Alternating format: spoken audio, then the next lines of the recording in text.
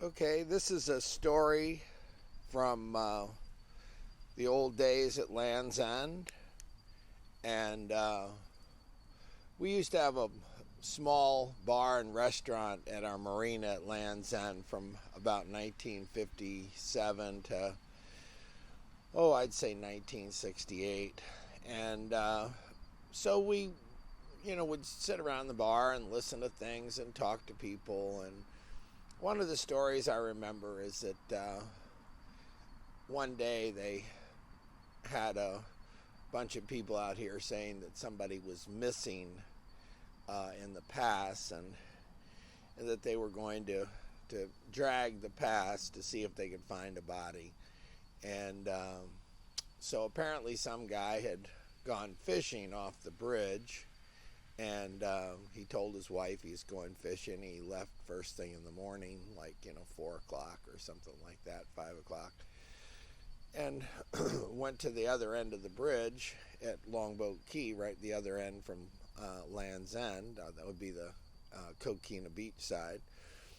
And he parked his car, and so his wife, later on that day, nobody had heard from him, and his wife hadn't heard from him, and so she was worried, and she called the police, and the police, came to check it out and talk to her. And she said, well, last time I talked to him, he was going fishing on the Longboat Pass Bridge, and he took his cast net with him. And so they went to the bridge, and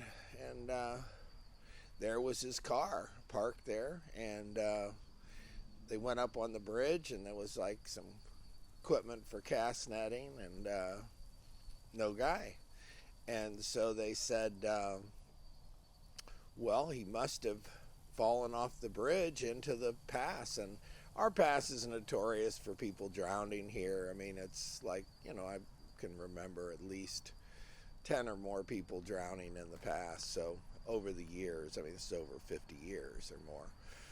But anyway, they decided they were going to drag. And when they dragged for people, they would send in divers and let them dive and look. They couldn't find anything. And they had the draggers out there, and they have these like I forget the name of them. They're like treble hooks or something like that, but they're things that they use to drag to see if they can snag onto a body or anything if somebody's drowned. And so that was it. And you'd always, as a kid, I was always a young kid listening, and they'd hear the people, and they say, oh boy, when you find the bodies after about 3 or 4 days, you don't even want to look at them. They said the animals in the water, the fish and the crabs, and they just start, working on the soft parts of the body and just work their way in. So they said it's just usually a terrible sight. And so as a kid, you're just kind of going, oh no, it sounds terrible. So you saw these boats rhythmically dragging back and forth across the pass for a day or two, and they sent the divers back in, and they found his net, and his net was in the water, and nobody, there. The guy was gone. Nobody, just the net, and they pulled the net out, and there was a big hole in the net, like something had torn a hole in the net. So everybody just said, wow, that's weird. The guy, usually with a cast net, you loop the loop around your wrist, and you throw the net off the bridge, and he must have thrown on some mullet and caught a porpoise or a shark or something big, and it pulled him off, and then it just pulled out of the net and left the big hole in the net. So that was the story, and everybody said how bad it was. It was in the paper, and they talked about it for weeks, and then they finally came to the conclusion that the net with the big hole torn in it, and didn't know what he threw it over, but maybe he was trying to catch a mullet and instead caught a porpoise or a shark or something big, and it just pulled him off the bridge. And then when he went in the water, the loop around his arm came off, and he floated off. So that was the story of the cast netter off of the bridge that had disappeared. So everybody just said what a pity it was. And I remember the story from when I was a kid. And then about 5 years later, or something like that, maybe it was even more, we read in the paper that they had found the guy and that he had shown up in like Denver, Colorado or something, that he had done it as a ploy to, you know, just, you know, get out of town or something. I don't know. But that's the story of the castanetter off of the bridge, and just reminds me of the old days and some of the characters we used to have. Daddy and Mother had a family relative. His name was Mont Risley, and he was the local tarpon guide. He kind of lived here, and he was related to Mother. You know that John Savarese was married to Nellie Risley, and so they were a family, and their family had places in the village. So I don't know what the story of that is. And I went to Tampa to look at the mausoleum one time with some family members. He has a big old mausoleum built for him, and at the top it says Savarese and Risley.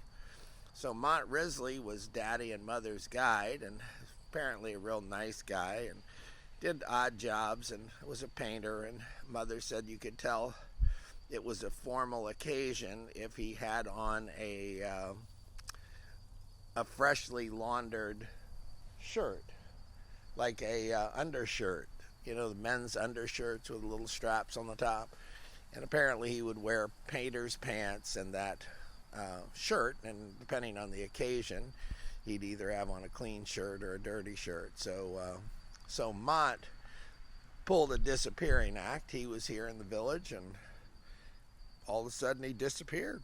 Nobody knew what happened to him, didn't know where he went, how he went, or what he left for. And then apparently they looked into what happened to Mont, because he was everybody's favorite. I remember Daddy and Mother used to have him at Land's End and enjoyed his company in the early days. I'm talking about the 1940s. And so anyway, they looked into it a little bit, and they found his bicycle in town at the bus station.